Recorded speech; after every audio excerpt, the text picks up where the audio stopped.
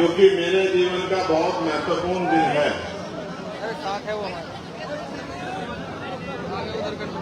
जिस तरह से बालक के पहले गुरु उसके माता पिता होते हैं और बाद में जिस शिक्षक द्वारा उसको पढ़ाया जाता है वो उसके गुरु होते हैं।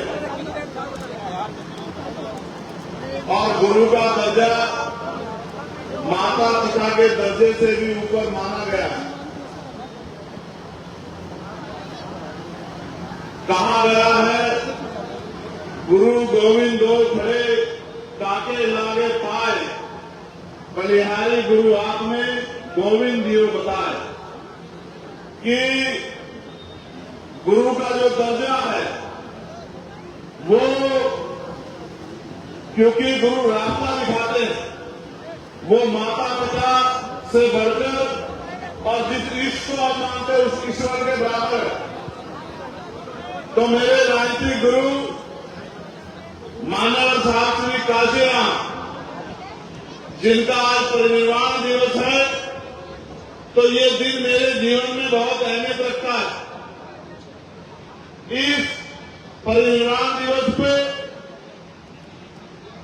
मुजफ्फरनगर मोरना की ऐतिहासिक धरती, बराबर में हमारा बहुत बड़ा तीर्थ सुप्रताल, यहां उपस्थित इस क्षेत्र की महान जनता, मेरी माताएं बहनें, मेरे नौजवान छोटे भाइयों, मुझसे बड़े बुजुर्गों, मेरे हम उम्र साथियों, प्रेस के साथियों, पुलिस के साथियों, मेरे लिए ये दिन जहां एक तरफ दुख का पीड़ा का दिन है कि हमारे रहबर हमें छोड़कर चले गए, और कहने वाले ये भी कहते हैं कि अगर वो 10 साल और जी जाते, शायद इस देश में कमजोर वर्गों के बीच का कोई व्यक्ति प्रधानमंत्री की कुर्सी पर बैठता। किसान, कमेरा, नौजवान, गरीबों का सच्चा हितैषी, महिलाओं का रक्षक इस देश की सर्वोच्च कुर्सी पर बैठता। लेकिन जब वो चले गए हैं तो अब रोने चिल्लाने से कुछ नहीं होने वाला। आपको और मुझे इस संकल्प सभा में ये संकल्प लेना है कि हमें मानव शास्त्री काशीराम के हर अधूरे सपने को पूरा करना है। आज इस ऐतिहासिक धरती से हम लोग संकल्प लेते हैं। मैं अपनी बात को शुरू करते हुए सभी धर्मों में जन्मे सभी संतों, गुरुओं, महापुरुषों को नमन करता हूं। और उनमें भी राष्ट्रपिता ज्योतिबा फूले, छत्रपति साहू जी महाराज, डॉक्टर बाबा साहब अम्बेडकर, ईवी रामानायकर करियार स्वामी, करियार ललन यादव, बाबू बलदेव प्रसाद कुशवाहा, जननायक कपूरी ठाकुर, चौधरी चरण सिंह जी, महाराज रामसू वर्मा, संतराम बी प्रजापति, वीरांगना उदयदेव कौशी, मां सरकारी बाई, मां इंदिराबाई होलकर, मान्यवर दीना भाना वाल्मीकि और मान्यवर साहब काशीराम जी को मैं आज ऐतिहासिक दिन नमन पुनः करता हूं। आज इस चुनावी सभा में मुझे आपके बीच आने का मौका मिला है।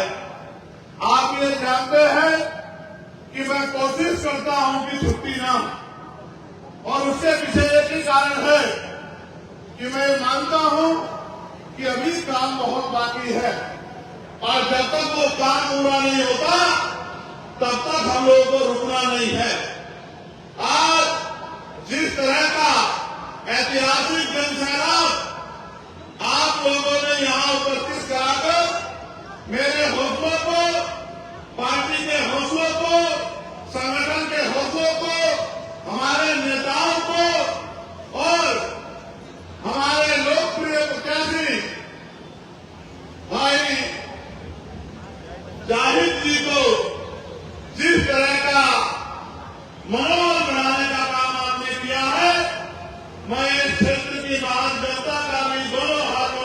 बहुत बहुत धन्यवाद करता हूं।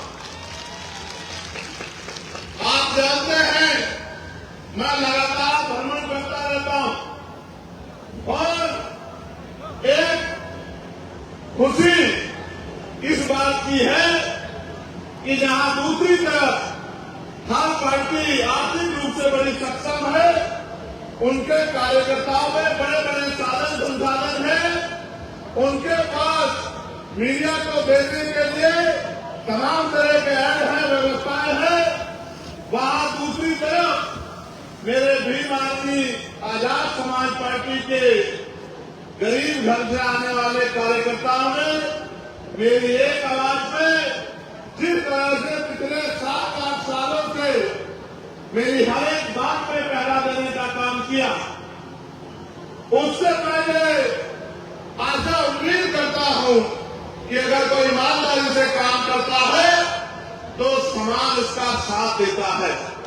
इसी तरह का प्यार नगीना में भी आपने मुझे दिया।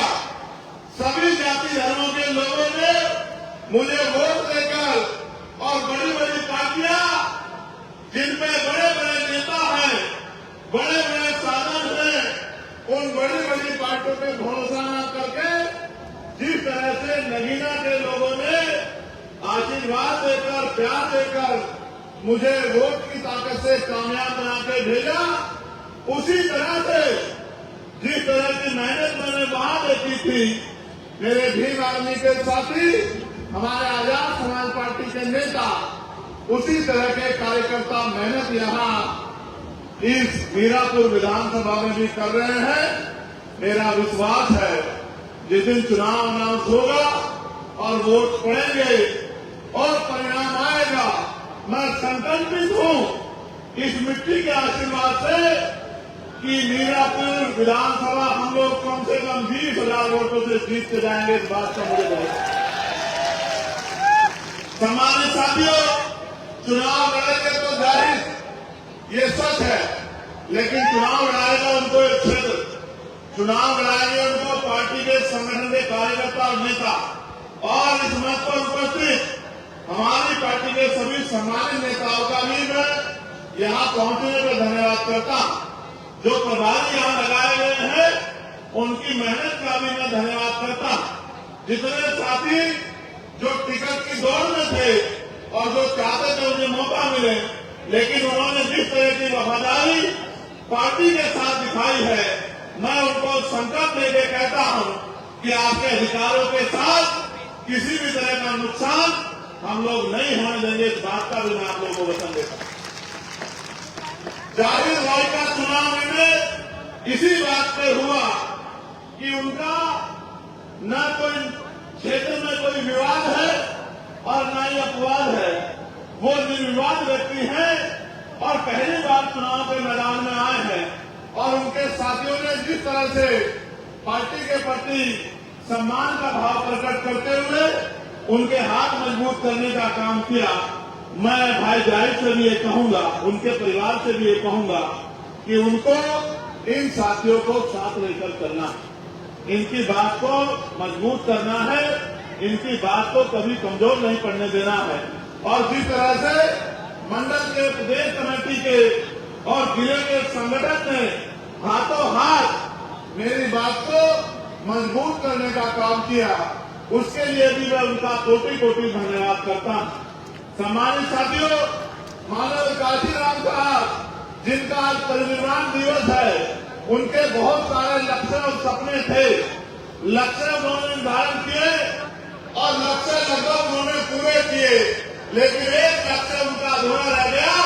वो लक्ष्य ये था जिसका मैंने सबसे पहले जिक्र किया कि एक दिन ऐसा आएगा कि बाबा साहब अम्बेडकर के बच्चे, इस विचारधारा को मानने वाले लोग देश की सर्वोच्च कुर्सी पर बैठेंगे।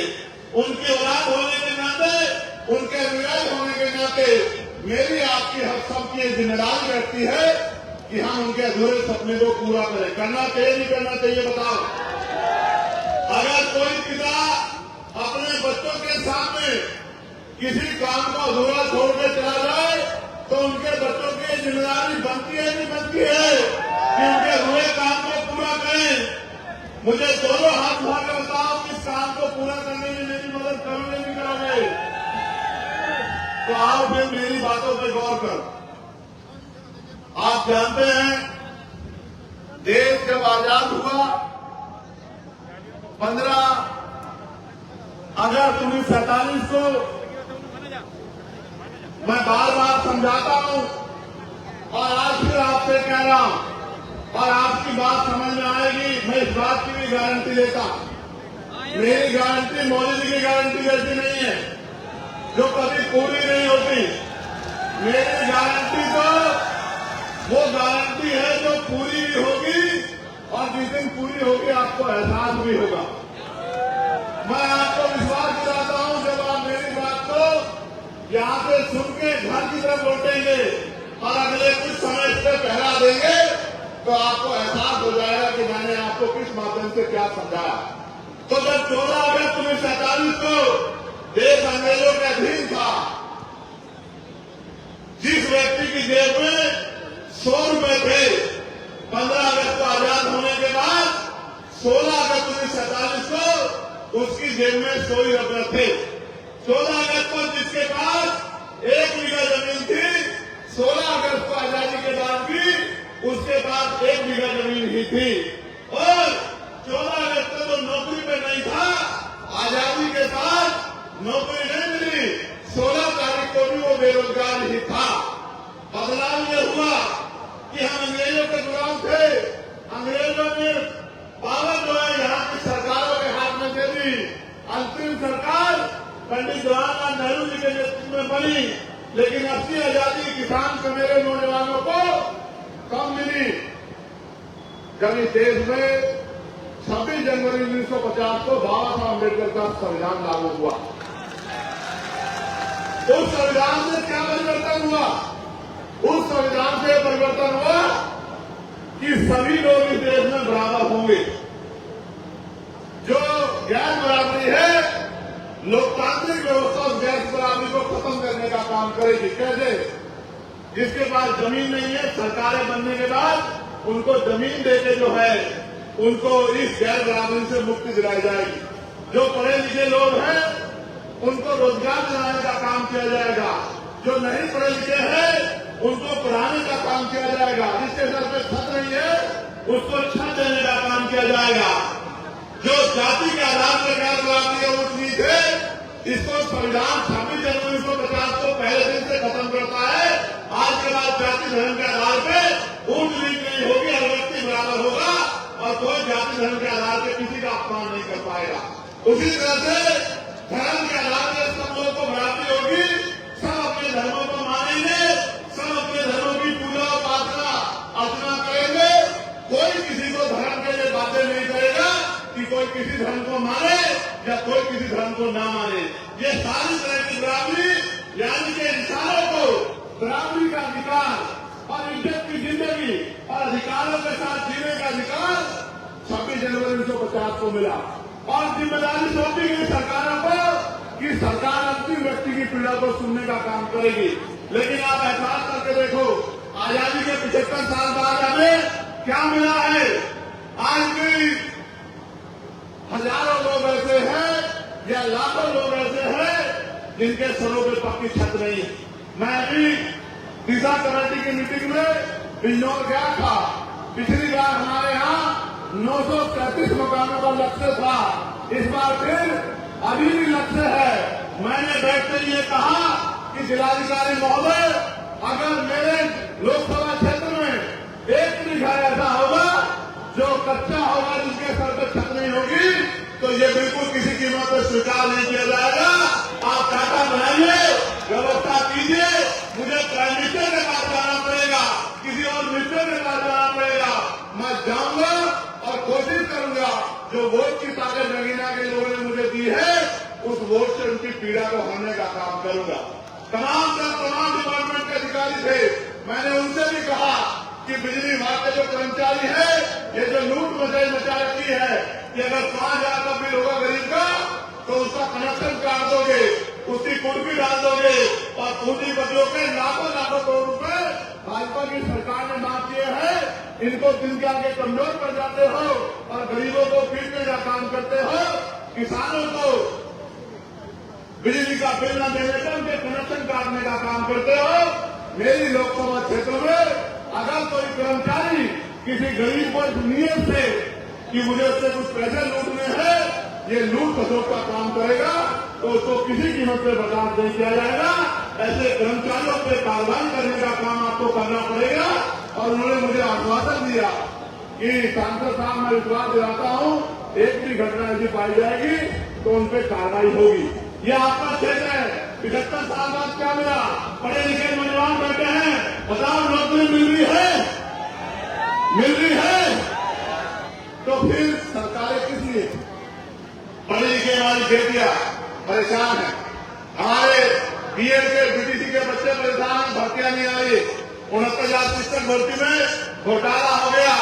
20,000 पदों पे आज तक मैंने आंदोलन किया था, 6,000 आपको नौकरियां दिलाने का काम किया था, फिर उसमें रोक लगी, फिर हाईकोर्ट से उसमें ऑर्डर हो गया, फिर सुप्रीम कोर्ट चला गया। ऐसे ही वो बच्चे सड़कों में परेशान घूम रहे हैं। आपके सामने सब कुछ हो रहा है। कोई भर्ती आती है पुलिस की, अभी आई थी, भर्ती में घोटाला हो गया, पेपर लीक हो गया, फिर मैंने मांग उठाई, दोबारा लेटर लिखा, फिर उसका पेपर दोबारा हुआ। अब पता लगता है कब उनको नौकरी मिलेगी। आप ये देखो मिल क्या रहा है। यहाँ क्षेत्रीय किसान, ये हमारा गन्ना भाई बैठ है, गन्ना की फसल के जो है ना तो दाम किसान तय कर पाता है और ना नीले समय पे पैसा देती है। आपने जिनको एमएलए बना के भेजा है, एमपी बना के भेजा, वो पता नहीं क्या करेंगे। मैं आपको विश्वास दिलाता हूँ किसान भाइयों, अगर आपने मेरे हाथों को मजबूत करा और भाई गाइड को जो ताकत देने में काम करी, जो मील पैसा नहीं देगी उस मील पे ताला लगा दिया जाएगा जब तक आपके पैसे नहीं मिलेंगे। और आप जानते हैं मेरे यहाँ भिलाई मिल के लोग देरी कर रहे थे।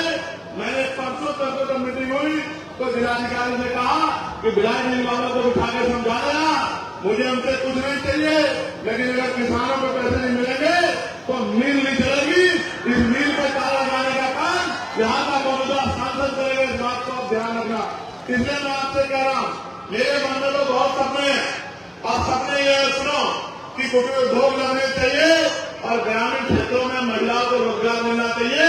मैं तो बहुत बचपन से देख रहा हूँ, मेरी माँ पशुओं पालती है और पशुओं का दूध बेच के अपने बच्चों को पालने का काम करती है। पूरी जिंदगी उनकी इसी में बीत जाती है। या वो कोयलों पे काम करती है, या वो भट्टों पे काम करती है, या फैक्ट्रियों में जाकर सर से ईंटें उठाती है। आज तक भी देश में महिलाओं को सम्मान की जिंदगी दिलाने का काम सरकार ने नहीं किया। आप किसी क्षेत्र का मामला उठा के देख लो, बहन बेटियों पर जिस तरह का जुल्म हो रहा है, कानून व्यवस्था के बैठे लोग उस तरह से बहन बेटियों के सम्मान की सुरक्षा नहीं कर पा रहे हैं। इसलिए मैं तो चाहता हूँ कुटीर उद्योग लगे ब्लॉक स्तर पर और महिलाओं को घर पे रोजगार मिलने का काम हो, सम्मान की जिंदगी मिले और 15-20 हजार रुपए का रोजगार मिले। और जो पढ़े लिखे नौजवान हैं उनको अगर सरकार नौकरी नहीं दे सकती तो जब तक वो बेरोजगार है बेरोजगारी भत्ता दिलाने का काम करे और साथ साथ इंडस्ट्रियल एरिया लग के उद्योग धंधे रख के हजारों नौजवानों को जिलों में नौकरी मिलने का काम हो। जिन माँ बाप ने अपना पेट काट के जो है उनको पढ़ाने का काम किया, इस उम्मीद से कल मेरी लाठी बनेगा, उन माँ बाप को भी कुछ सुकून मिले। मैं तो गरीब परिवार से आता हूं और हमारे नेता बैठे हैं, मैं कहूंगा कि वो गौर करें। ये आपकी जिंदगी का मामला है, बता रहा मैं झूठ तो नहीं बोल रहा। आज गरीबी का आनंद ये है कि बेटा पिता के सामने हाथ फैलाकर कहता है कि मुझे सामान चाहिए और बाप चाहता है कि अपना दिल निकाल कर दे दे अपने बच्चे के लिए, लेकिन जेब में पैसे नहीं होते तो आप में आंसू लेकर चला जाता है, नहीं चला जाता। बताओ मैं झूठ तो नहीं कह रहा हूं, ये सच है नहीं है? बताओ। तो इस देश में जो अमीरी और गरीबी की खाई खड़ी कर दी है, इस खाई को पारने के लिए लोकतांत्रिक व्यवस्था में इन निकम्मी सरकारों को हटा के काम करने वाले लोगों को आपको बिठाना पड़ेगा। और जिस दिन काम करने वाले लोग आ गए, मैं लिख के देता हूं कि किसी गरीब का हाथ फैलेगा नहीं, वो गरीब का इतना सक्षम होगा कि वो किसी दूसरे की मदद कर सके। जो पॉलिसी हमारी मैंने पार्लियामेंट में उठाई, आपने सुना नहीं होगा और मैं आपको कहता हूं, बताना किसने पॉलिसी दी है क्या कि एजुकेशन पॉलिसी ऐसी होनी चाहिए कि चाहे प्राइम मिनिस्टर का बेटा हो या राष्ट्रपति का या मुख्यमंत्री का या केंद्रीय मंत्री का या स्टेट मिनिस्टरों का या डीएम का, एसएसपी का, सीओ का, दरोगा जी का, या गांव के सरपंच का, जिला पंचायत का, या आम मजदूर किसान का बेटा, सबकी पढ़ाई सरकारी स्कूल में होनी चाहिए। उनसे बताओ क्यों होनी चाहिए? सुनो, अमीर को पढ़ा लेंगे प्राइवेट में, गरीब कहां पढ़ाएगा? कहां पढ़ाएगा? सरकारी में। और सरकारी में मास्टर कहां है? और पढ़ाई कराओगे सरकारी में, आप बताओ।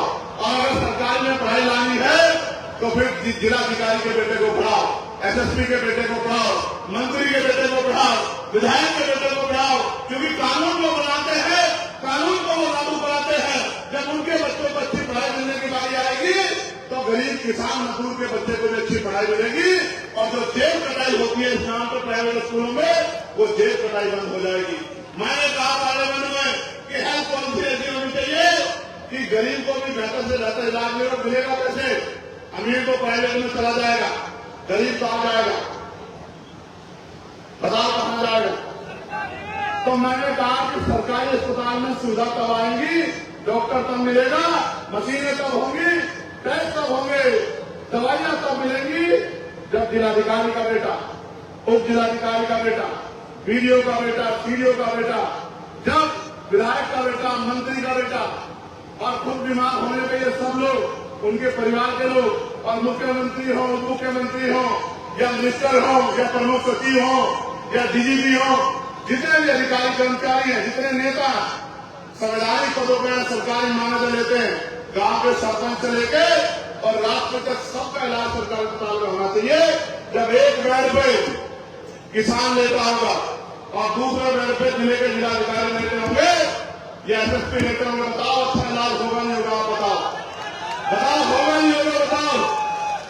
और आज जो प्राइवेट में जाके जेब कटाई होती है, बंद होगी नहीं होगी? आपके जीवन में बदलाव होगा नहीं होगा? तो मैं तो कोशिश करता कि ऐसी पॉलिसियां बने। मैंने एक मांग उठाई थी 29 जुलाई को, आप ऑन रिकॉर्ड पढ़ लेना कि पार्लियामेंट में जाने के बाद हमने क्या प्रयास किए हैं। मैंने मांग उठाई थी कि न्यूनतम वेतन 700 रुपए होना चाहिए। 300-400 रुपए की मजदूरी में गरीब अपने बच्चों का पेट नहीं पाल सकता, महंगाई इतनी बढ़ गई है। तो सरकार को न्यूनतम मजदूरी जो है अभी 10-12 दिन पहले वो बढ़ाकर 783 रुपए करनी पड़ी और अक्टूबर के 1 माह से 1 तारीख से वो लागू हुई। ये किया हमने पार्लियामेंट में जाके। और साथ साथ ये जो हमारे पुलिस के भाई हैं उत्तर प्रदेश के, इनको 12 घंटे, 14 घंटे, 16 घंटे ड्यूटी करनी पड़ती है। मैंने इनके लिए भी मांग उठाई कि इनको 8 घंटे की जो है ड्यूटी होनी चाहिए और सप्ताह में 1 दिन इनको छुट्टी होनी चाहिए और बॉर्डर स्कीम से इनको जो है बाहर करना चाहिए। इनकी वेतन विषमता दूर होनी चाहिए। इनको भी, क्योंकि ये भी जनता की सेवा के लिए है, तो इनकी परेशानियों को भी सरकारों को सुनना चाहिए। मैंने होमगार्ड के भाइयों का वेतन बढ़ाने की मांग उठाई। मैंने आशा, आंगनबाड़ी, भोजन माता जो है जिनको 2-4-6 हजार रुपए मिलते हैं, उनका वेतन 21,000 रुपए मिनिमम होना चाहिए। इस बात की मांग भी मैंने उठाई। और जो ग्राम में सेवक है, इनको ग्राम रोजगार सेवक कहते हैं। इनका एक पत्र भी मेरे पास आया है, जिनको ग्राम प्रहरी कहते हैं, चौकीदार कहते हैं। इनकी वेतन वृद्धि हो, इनको भी न्यूनतम 20,000 रुपए वेतन मिले, इसकी मांग भी मैंने पार्लियामेंट में उठाने का काम किया। पार्लियामेंट में तो मैं इस मांग को जोर शोर से उठाया, लेकिन असेंबली में कौन उठाएगा? मैं असेंबली का हिस्सा नहीं हूं। असेंबली में वो उठाएगा जिसको आप चुन के अपनी वोट से विधानसभा में भेजने का काम करोगे। मजदूरों के बच्चों को। चंद्रशेखर आजाद भैया का वीडियो आपको कैसा लगा कमेंट बॉक्स में बताएं और हमारे यूट्यूब चैनल को सब्सक्राइब करें। बहुत बहुत धन्यवाद। जय भीम, जय भारत, जय मूल निवासी, जय संविधान।